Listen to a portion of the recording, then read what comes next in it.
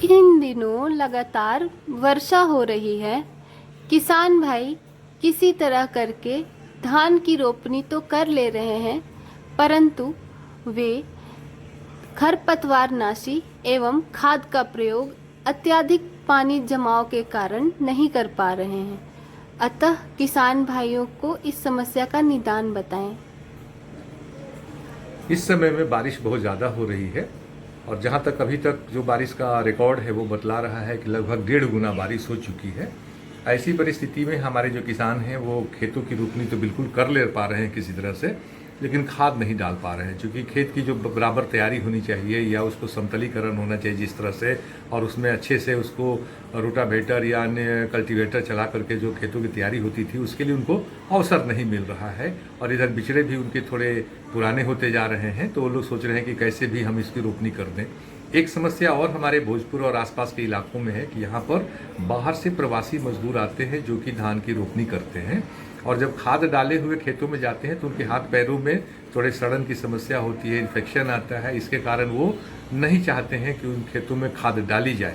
तो ये भी एक कारण है जिसके कारण हमारे किसान जो है वो खाद का प्रयोग नहीं कर पाते हैं। अब बात आपने जैसा कहा कि बारिश होने के कारण खेतों में जल जमाव हो गया है, बिल्कुल सही बात है। खेतों में जल जमाव हो गया है और कई जगहों पे ऐसा देखा जा रहा है कि इस खेत का पानी उस खेत में बह रहा है। आज भी बारिश हो गई, लगातार बारिश हो रही है और आगे भी अभी फोरकास्टिंग है कि बारिश होने की संभावना बनी हुई है। ऐसी परिस्थिति में दो बातें मैं कहना चाहूँगा। पहली बात तो मैं ये कहना चाहूँगा कि आप अपने खेत की मेड़ को अभी भी अगर थोड़ी सी संभावना बनती है तो थोड़ा सा ऊंचा कर दें। थोड़ा ऊंचा करने का मतलब यह है कि दूसरे के खेत से पानी आपके खेत में न आए और आपके खेत से पानी दूसरे के खेत में न जाए। इसके बाद आप थोड़ी सी प्रतीक्षा करें, जब 3 से 4 इंच पानी आपके खेत में रहे वैसी अवस्था में आप खाद का प्रयोग करेंगे, जिसमें कि आप प्रमुखता से कम 30 किलोग्राम पोटास और कम से कम 50 किलोग्राम डीएपी का इस्तेमाल निश्चित रूप से प्रति एकड़ की दर से करना सुनिश्चित करेंगे। दूसरी बात है कि जहाँ तक यूरिया की बात है, तो एक बात मैं कहना चाहता हूँ कि शुरुआती दौर में हम 1/4 यूरिया देने की बात करते हैं, या मध्यम अवधि की वेराइटीज अगर है तो 1/3 यूरिया देने की बात करते हैं, और हमने उसको नहीं दिया। तब हम क्या करेंगे, अगर हमारा 18 दिन 20 दिन हो जाता है तो लगभग जो अनुशंसित मात्रा है उसकी आधी मात्रा, मतलब कह सकते हैं हम कि 1.25 किलो प्रति कट्ठा, या ये कह सकते हैं दूसरी भाषा में कि 40 किलोग्राम प्रति एकड़ की दर से यूरिया का उपरिवेशन हमको करना होगा। अगर 15 दिन से ज़्यादा हमारा हो जाता है तो 15 दिन से कम होने पर हम पुराने ही व्यवस्था के हिसाब से उसमें हम यूरिया का प्रयोग करेंगे, यानी कि 24 किलोग्राम प्रति एकड़ की दर से हम उसमें इस्तेमाल करेंगे।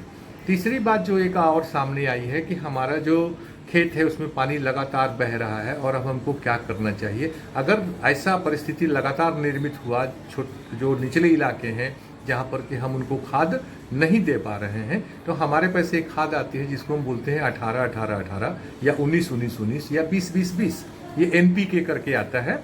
तो इसका हम कम से कम 10 ग्राम 8 से 10 ग्राम प्रति लीटर पानी में घोल बना करके, और इसका पर्णीय छिड़काव, जैसे ही मौसम थोड़ा सूखा होता है तो जो पत्ते ऊपर में है उसके ऊपर हम छिड़काव कर देंगे। इससे क्या होगा कि इस बीच में जब तक हम खाद नहीं देते हैं हमारे पौधों को थोड़ा भोजन मिल जाएगा और वो आगे उनमें थोड़ी ताकत बनी रहेगी।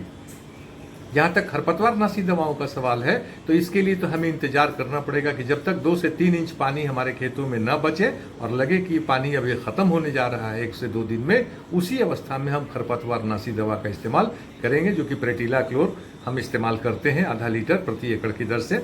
अगर 18-20 दिन हो जाता है और पानी इसी तरह लगा रहता है और उसके बाद नई खरपतवारें अगर हमारी आ जाती है, तो फिर वैसी परिस्थिति में हम जो पोस्ट इमरजेंस, मतलब कि घास निकलने के बाद जो खरपतवारनाशियाँ दवाएं हैं उनका हम इस्तेमाल, हम बिस्पेरिवेक्स सोडियम जिसको हम कहते हैं, उसका हम इस्तेमाल करेंगे। उसकी मात्रा होगी 80 से 100 ml प्रति एकड़ की दर से। तो इस तरीके से अगर हम व्यवस्था करें तो अभी भी हम अपने धान की फसल की सुरक्षा कर सकते हैं और धान को हम भोजन भी दे देंगे और खरपतवारनाशी दवा का भी हम इस्तेमाल कर लेंगे। धन्यवाद।